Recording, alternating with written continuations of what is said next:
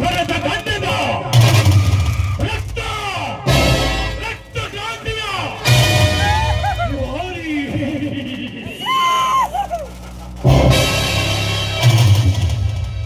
ಇವನ ವಿಚಿತ್ರ ಚರಿತ್ರೆಯನ್ನು ಕೇಳಿದ ಯಾವನ ಪ್ರಾಣಿಯು ಇವನೆದುರು ನಿಲ್ಲಲ್ಲ. ಏಕೆಂದರೆ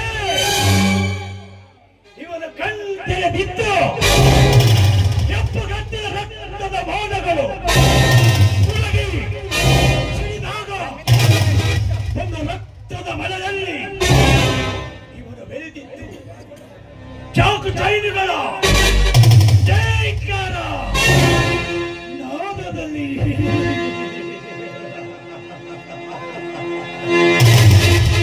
ಇವನು ಬದುಕಿ ಬಾಳಿದ್ದು ಪಾಪಗಳ ಸುಳಿದ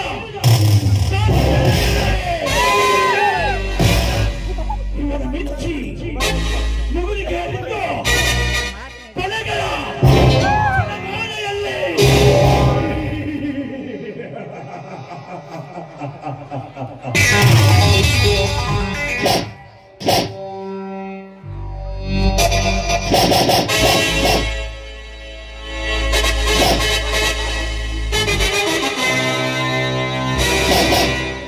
दुनिया में हमारे देश का नाम भारत, ये नाटक में मेरा कैरेक्टर का नाम भरत, इधर से होता है मेरा नाम वीर भरत।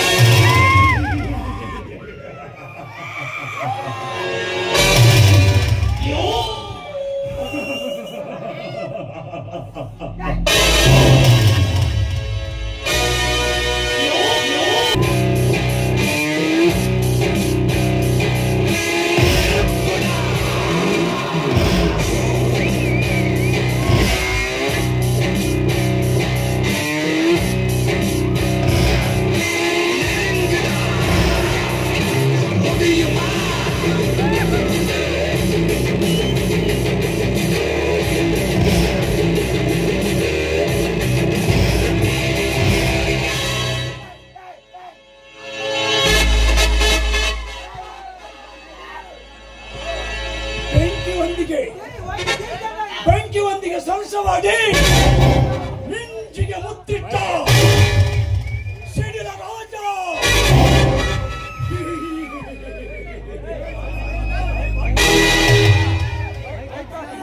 ಭರತ ಖಂಡದ ಪವನ ಸುಂದರಿಯರ ಮನ್ಮಥ ರಾಜ ಈ ಭರತ್ ಇವನ ಅರಮನೆಯಲ್ಲಿ ನಗುವ ನಲ್ಲೆಯರ ಸಲ್ಲಾಪವೇ ಇವನಿಗೆ ಸುಪ್ರಭಾತ. ನಲ್ಲೆಯರ ಸಿಹಿ ಮುತ್ತುಗಳೇ ಇವನಿಗೆ ಉಪಹಾರ. ವಿಶ್ವ ಸುಂದರಿಯರ ಪ್ರೇಮ ವರ್ಷವೇ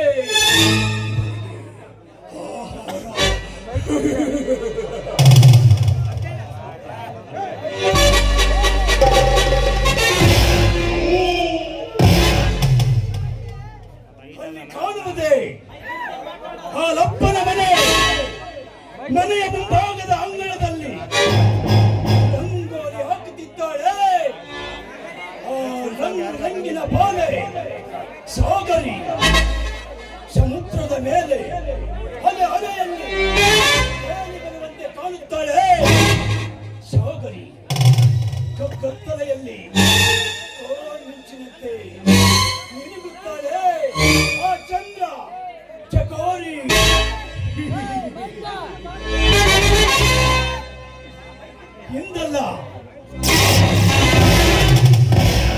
ಇಂದಲ್ಲ ನಾಳೆ ನೀನಾಗಬೇಕು ಸಾವಿರಳ್ಳಿಗೆ ಸರದಾರ ನೆನೆಸಿಕೊಂಡಿರುವ ಈ ಭರತನ ಪ್ರೇಯಸಿ.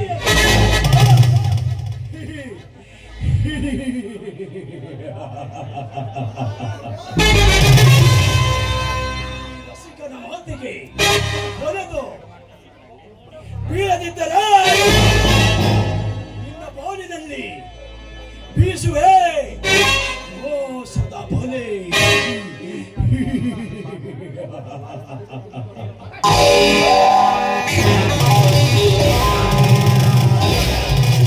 ನಿನಗೆ ಸಿಗಲಾರದು ಈ ಜಗತ್ತಿನಲ್ಲಿ ಘನತೆ ಎಂಬ ಪಟ್ಟ.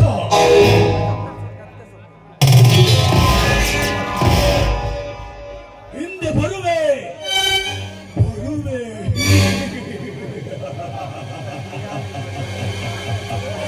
ನಿನ್ನನ್ನು ಬಯಸಿ ರಸಿಕ ರಾಜನಾಗಿ.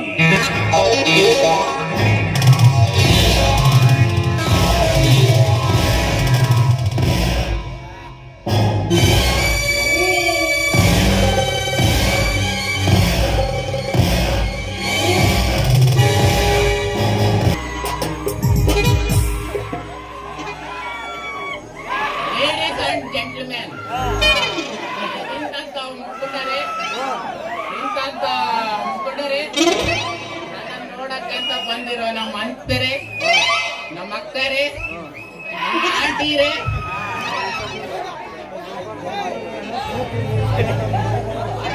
ಹಾಗೂ ನಮ್ಮೆಲ್ಲರ ಪ್ರೀತಿಯ ಕಿಚ್ಚ ಸುದೀಪ್ ಅಭಿಮಾನಿಗಳೇ, ಡಾರ್ಲಿಂಗ್ ಪ್ರಭಾಸ್ ಅಭಿಮಾನಿಗಳೇ, ಹಾಗೂ ನಮ್ಮ ಡಾಲಿ ಧನಂಜಯ ಅಭಿಮಾನಿಗಳೇ. ನನ್ನ ಪರಿಚಯ ಅಷ್ಟು ಯಾರಿಗ್ ಗೊತ್ತಿಲ್ಲ ಅನ್ಕೊಂತೀನಿ, ಅದರಿಂದ ನನ್ನ ಪರಿಚಯ ನಾನೇ ಮಾಡಿಸ್ಕೊತೀನಿ.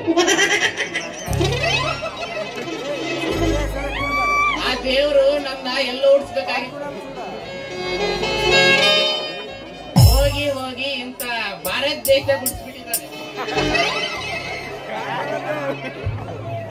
ಅಲ್ರಿ, ಜಂಗ್ಲಿ ದನ ಕಾಯದ್ನಲ್ಲ,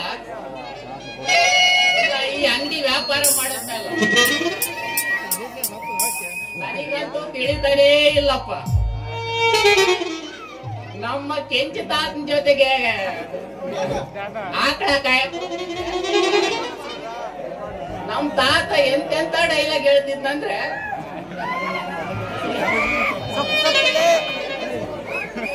ಈ ವಯಸ್ಸಿಗೆ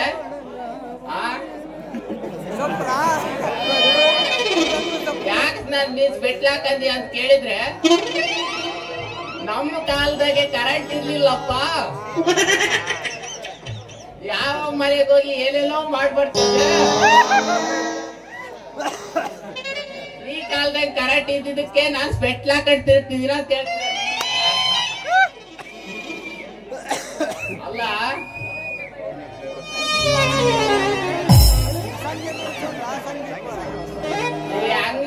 ಈ ಜಂಗ್ಲಿ ದನಕಾಯ ಈ ಅಂಗಡ ನಿಂಗದ ಸ್ಥಿತಿ ಈಗೈತ್ ನೋಡ್ರಪ್ಪ. ನಾಳೆ ನಮ್ಮ ಅಂಗಡಿಗೆ ಬರಲ್ಲ ಅಂತ ನಾನು ಉದ್ರಿ ಕೊಟ್ರೆ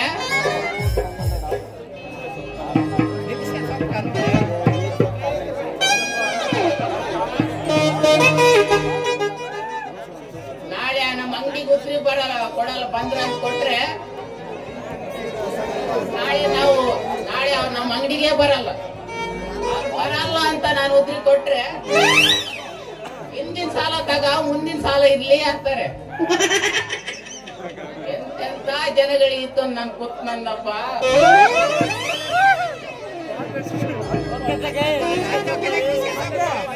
ನಾಳೆ ಶುಕ್ರವಾರ ನಮ್ ಸಂತೆಗೆ ಬರ್ತಾರೆ ಸಂಗೀ ರಂಗ, ಅಲ್ಲೇ ಅವ್ರು ಬರೋ ದಾರಿ ಕಾಯ್ತೀನಿ. ಟಾಟಾ ಬಾಯ್ ಬಾಯ್.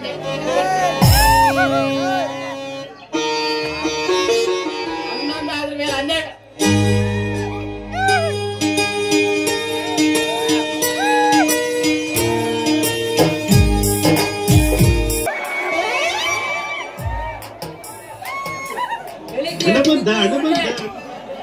ವ್ಯಾಪಾರ ಮಾಡೋಣ ಅಂತ ಬಂದಪ್ಪ. ಜನ ನೋಡೋದಾಗಲ್ರಿ, ವ್ಯಾಪಾರ ಮಾಡಿ ಮಾಡಿ ಮಾಡಿ ಸಾಕಾಗಿರುತ್ತೆ. ಈ ಊರಾಗೆ ರಾಮನವಮಿ ಒಂದು ಹಬ್ಬ, ಈ ರೈಸು ಹಬ್ಬ, ಜನಗಳು ನೋಡಿ ನೋಡಿ ನೋಡಿ ಸಾಕಾಗತ್ತೆ ಹಬ್ಬ.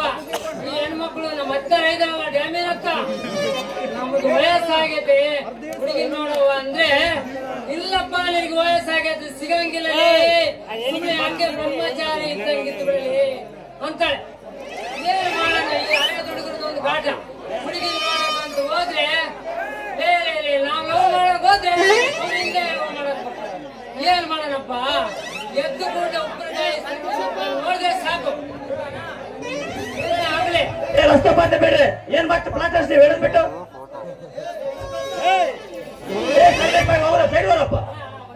ಎದ್ದು ಕೂಡಲೇ ಮುಖ ನೋಡ್ರೆ ಸಾಕ್ರಿ. ನಮಗೆ ಒಂದು ಸಿಗಾಗೆ ಇಲ್ಲ.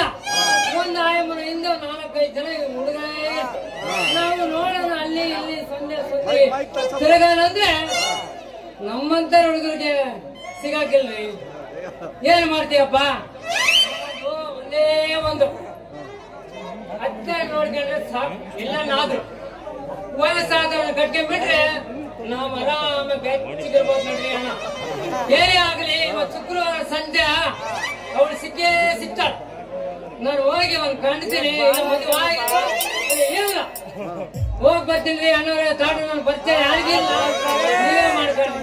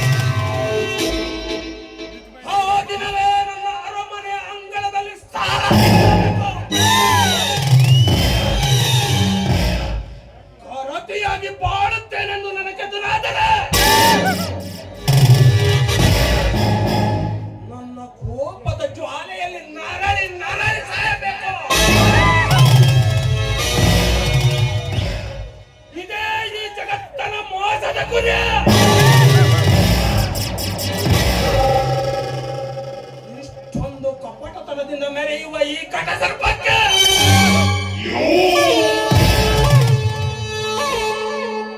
ಎದುರಾಗಿ ನಿಂತಿದ್ದಾಳೆ ಆ ಬಡ ಬಿಕಾರಿ ಆ ಲಪ್ಪನ ಮಗಳ ಸಾಗರಿ.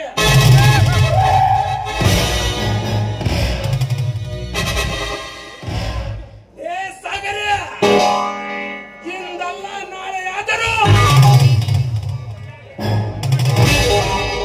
ನಾನು ಓದುವ ಪುಣ್ಯ ನಾದಕ್ಕೆ ನಟಿಸುವ ನಾಗಕನ್ನಿ ನೀನಾಗಲೇಬೇಕು. ಆ ಕರತಿ ಕುಲದ ಸಾಗರ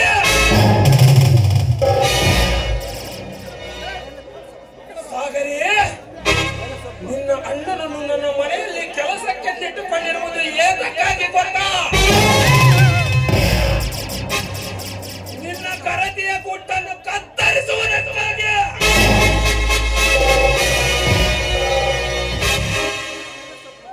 ಸಾಗರೆ ಕಾಮಕ್ಕೆ ಹೆಸರೆನ್ನುವುದಿದ್ದರೆ ಅದು ಈ ಜಗತ್ತನಂತಿರಬೇಕು.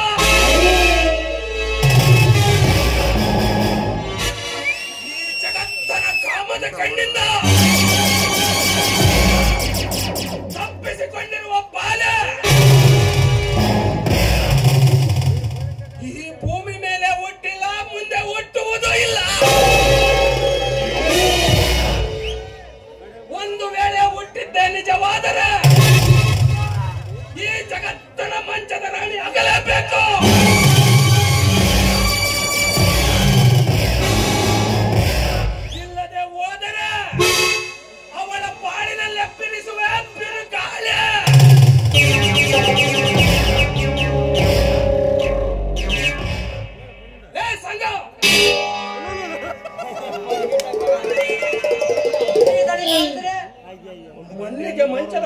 ಸಂಪಿಗೆ ಮೈ ಮರೆತು ಮರಗಿಲಬಹುದು. ಹೋಗಿ ಅವಳನ್ನು ಕರೆದುಕೊಂಡು ಬಾ. ಆಯ್ತು ದಣರ, ಕರೆದುಕೊಂಡು ಬರ್ತೀನಿ. ಅದೇನು ಮಾಡ್ಬೇಕು ಅದನ್ನು ಮಾಡು.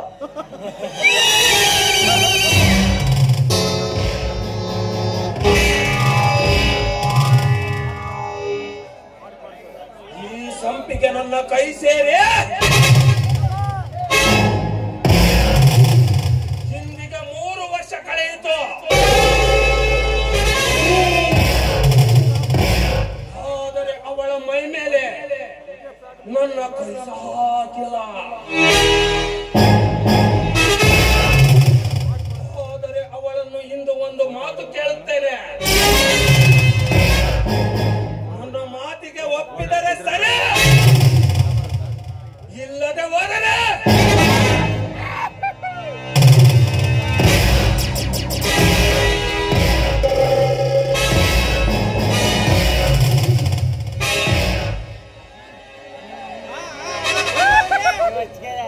ದಣರ, ಕರೆದುಕೊಂಡು ಬಂದಿದ್ರೆ ದಣರ. ಆಯ್ತು ಸಂಘ, ನೀನು ತೋಟದ ಕಡೆ ಚೆನ್ನಾಗಿ ನೋಡಿಕೋ. ಆಯ್ತು ದೊಡ್ಡರೆ, ಚೆನ್ನಾಗಿ ನೋಡ್ಕೊಂತೀನಿ. ಇಲ್ಲ ಅಂದ್ರೆ ದೇವರ ಗೋಳಿ ಮಗ ಮಾಡು ಅಲ್ಲ ಮಾಡು.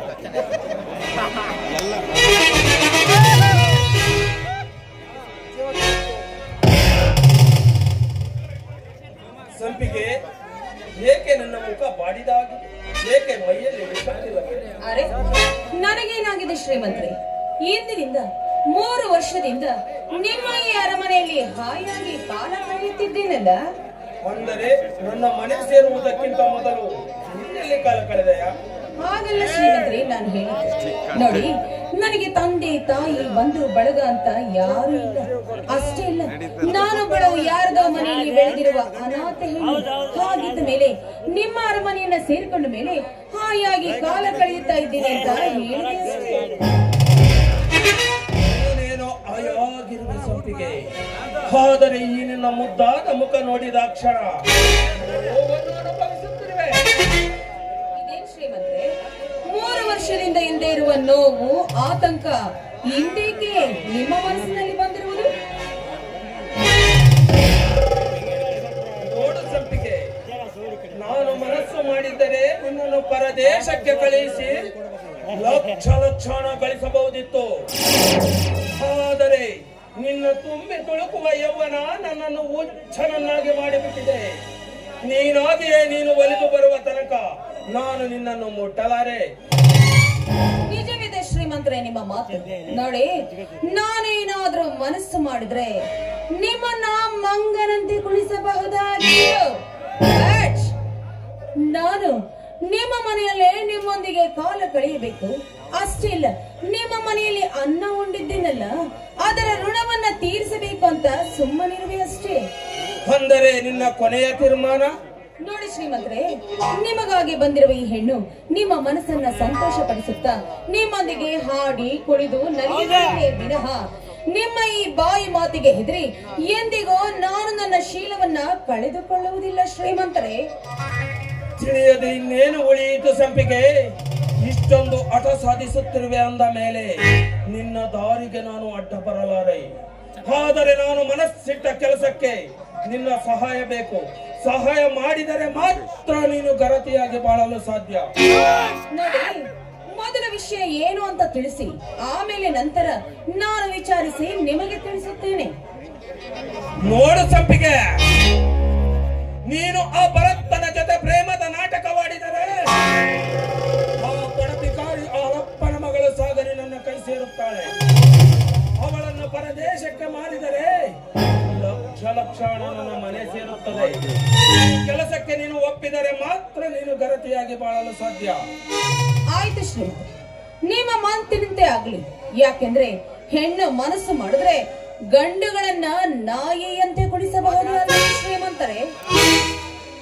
ಹೇಗಾದರೂ ಮಾಡು, ಎಂತಾದರೂ ಮಾಡು, ಮೊದಲು ಈ ರಸಿಕನ ಮನ ತಡಿ. ಕುಡಿಯಬೇಕು ಅಂತಲೇ ನಾನು ನಿಮ್ಮ ಮನೆ ಸೇರಿಕೊಂಡಿರುವಾಗ ನಿಮ್ಮ ಮನಸ್ಸನ್ನ ಸಂತೋಷಪಡಿಸುವೆ. ಮೋಹನ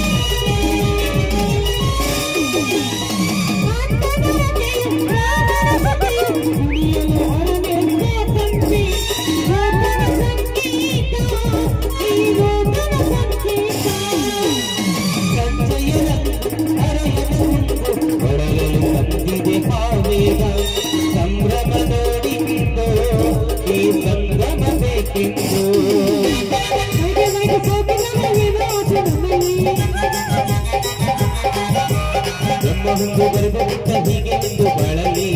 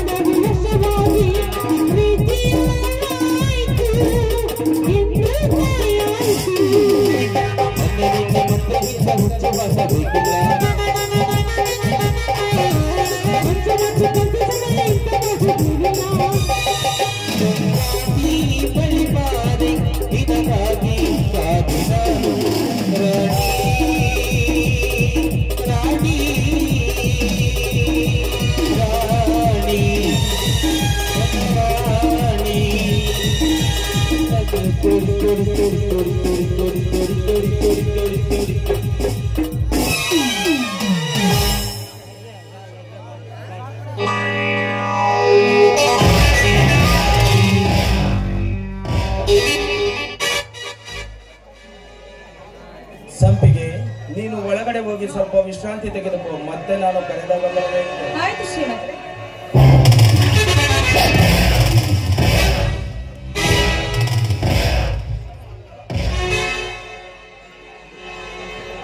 ಈ ಸುತ್ತಮುತ್ತ ತಳ್ಳಿಯ ಬಡ ಹೆಣ್ಣುಗಳು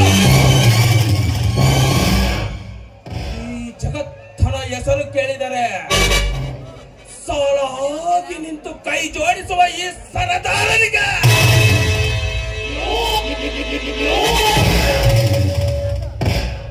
ಇಲಿಯಾಗಿ ಬಂದು ನನ್ನ ಮನೆ ಸೇರಿದ ಅನಾಥ ಹೆಣ್ಣು ಈ ಸಂಪಿಗೆ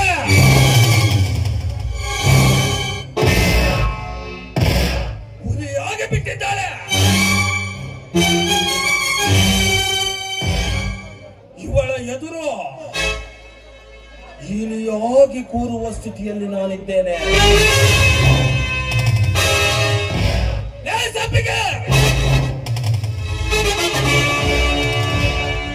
ನಿನಗೇನು ಗೊತ್ತು ಈ ಜಗತ್ತನ ಕುಟಿಲ ಕುತಂತ್ರ?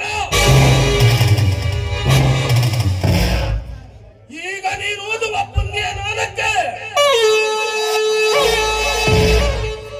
ಎಡಬೆಚ್ಚಿರುವ ನಾಗರಾಜ ಶೀಲ ಎನ್ನುವ ಎರಡಕ್ಷರದ ಶೀಲ ಎನ್ನುವ ಎರಡಕ್ಷರದ ಶೀಲದ ಎಡನ್ನು ಕಚ್ಚದ ಬಿಡಲಾರ ಈ ಜಗತ್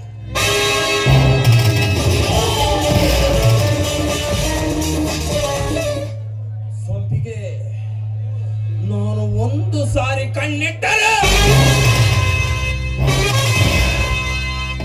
ಕಣ್ಣಿಟ್ಟ ಚಲವೆ ನನ್ನ ಮಲ್ಲಿಗೆ ಮಂಚದ ಒಡತಿ ಆಗಲೇಬೇಕು. ಹೋಗದೆ ಹೋದರೆ ಬಲಾತ್ಕಾರದಿಂದಾದರೂ ಅವಳನ್ನು ವಶಪಡಿಸಿ ತೀರುತ್ತೇನೆ. ಇದೇ ಈ ಜಗತ್ತನ ಕಾರಸ್ಥಾನ.